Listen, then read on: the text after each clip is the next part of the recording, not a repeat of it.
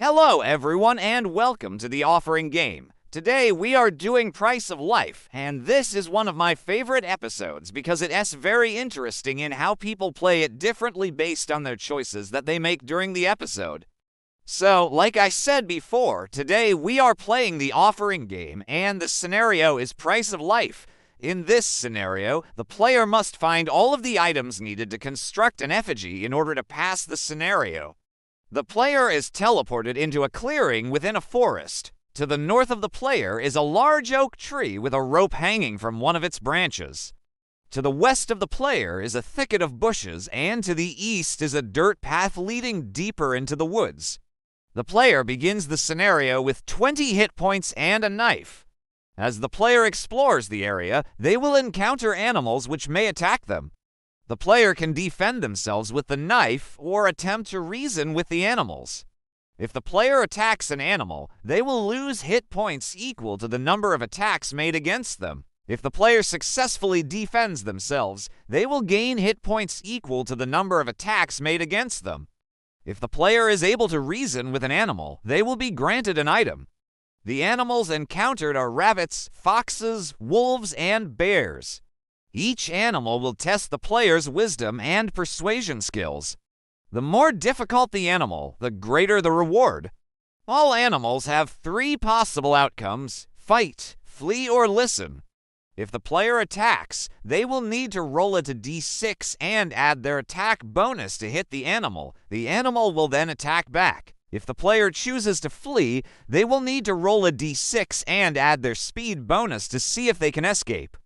If the player chooses to listen, they will need to roll a d6 and add their wisdom modifier to see if they can persuade the animal.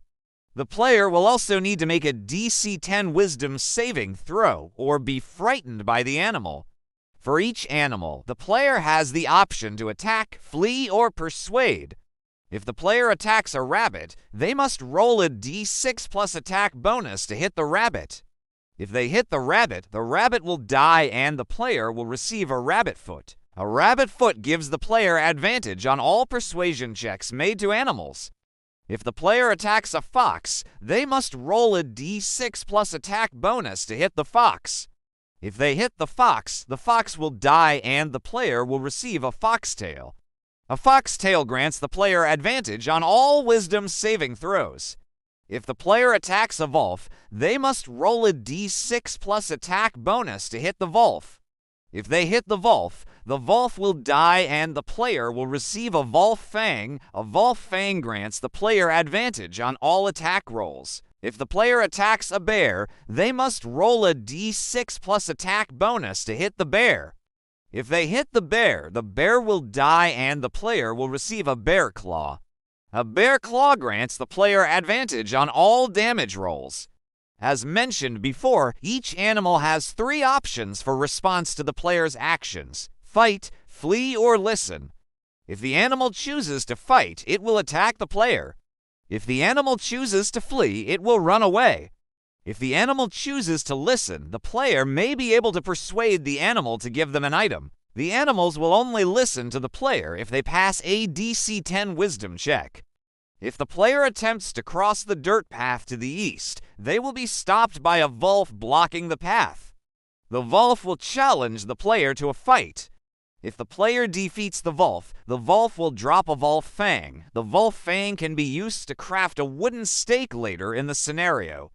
If the player continues on the path to the east, they will eventually reach a small cottage. On the table inside the cottage, the player will find a hammer, a chisel, and a dagger. The player can take one of these items, but if they take the dagger, a ghostly figure will appear and attack the player. If the player defeats the ghost will disappear and the player will receive the ghost's dagger. The ghost's dagger is a magical weapon that deals extra damage to undead creatures. If the player returns to the clearing and examines the oak tree, they will notice that the rope is actually a noose. The player can hang themselves with the noose. Doing so will end the scenario immediately. If the player goes to the thicket of bushes to the west, they will find a bird's nest containing some twigs. The twigs can be used to craft a bow later in the scenario. If the player cuts down some of the trees in the forest, they will find some lumber. The lumber can be used to craft a spear later in the scenario. If the player explores the rest of the forest, they will eventually come across a river. The river is too wide to be able to jump over, and there is no bridge or other way to cross. The player can, however, talk to some fish in the river, and they will be able to swim the player across. The fish will only help the player if they pass a DC 10 Wisdom check. Once the player reaches the other side of the river, they will find a small cave. Inside the cave, the player will find some bones and some leather. The bones can be used to craft a club later in the scenario. The leather can be used to make a quiver for arrows later in the scenario. The player will need to find the following items in order to construct the effigy: a wooden stake, a club, a bow, a quiver for arrows, some arrows, a hammer, a chisel, some string, some resin, and some rags. The player can construct the effigy once they have all of these items. To do so, they will need to use the hammer and chisel to carve the base of the effigy out of the tree. The base will require 50 hit points to carve. The player will then need to use the club to smash the bones into a powder. This will require a DC 15 strength check. The player will then need to use the bow and arrow to shoot the powder into the air. This will require a DC 15 dexterity check. If the player is successful, the powder will form a cloud in the shape of a human. The player will then need to pour the resin and rags into the cloud. This will require a DC 15 Constitution check. If the player is successful, the cloud will solidify into an effigy. The player can then use the knife to sacrifice the effigy. Doing so will end the scenario, and the player will be transported back to the main menu. So that's the scenario. Now let's see what you do. Alright, now that we understand the scenario, let's begin. The first thing that I want to do is go to the thicket of bushes to the west. As I search the bushes, I find a bird's nest containing some twigs. These twigs may come in handy later. I'll put them in my pack for now. Next, I want to head to the east and see what's on the other side of the path. Okay, I've arrived at the edge of the forest. There's a dirt path here that leads to the east and north. To the east, I see a large oak tree with a rope hanging from one of its branches. Maybe I could use that rope for something later. And to the north, I see a thicket of bushes. I could search those for more materials, but I think I'll head back to the clearing for now. As I walk back to the clearing, I hear some rustling in the bushes ahead of me. What could it be? Oh, it's just a rabbit. I could try to sneak past him, but I think I'll try to talk to him instead. Hello there, little rabbit. Excuse me, would you happen to have anything that I could use for my project? The rabbit looks up at me with his nose twitching. He seems to be considering my request. Okay, I won't keep you much longer. I just need a few items to complete my project, and then I'll be on my way. The rabbit suddenly darts away into the bushes. I guess he's not interested in helping me. Well, that's all right. I still have a few other options. I think I'll head to the oak tree and see if there's anything I can do with that rope. I wonder if it's strong enough to hold my weight. Wait, why am I even entertaining these thoughts? I'm not going to hang myself. That would be giving up. I'll cut down some trees and see if I can find anything useful.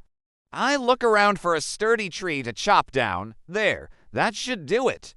I raise my knife above my head and bring it down towards the tree. It takes a few moments, but eventually the tree comes crashing down. I search the area and find some lumber. This might come in handy later. I'll put it in my pack for now. Okay, I've found everything I need. Now it's time to start putting this plan into action. I gather all of the materials I've collected and begin to work on the effigy. I carefully carve the base of the effigy out of the tree. It takes a lot of effort, but I'm almost done. Alright, the base is finished. Now I need to smash the bones into a powder. I take a deep breath and swing the club towards the bones. I need to make sure I have enough strength for this. Alright, the bones are smashed. Now, I need to shoot the powder into the air. I knock the arrow and release. The arrow flies through the air and hits the mark. The powder forms a cloud in the shape of a human. I quickly pour the resin and rags into the cloud. I hope this works. I watch as the cloud solidifies into an effigy. Finally, I take the knife and make the sacrifice. The scenario ends and I'm transported back to the main menu. You win!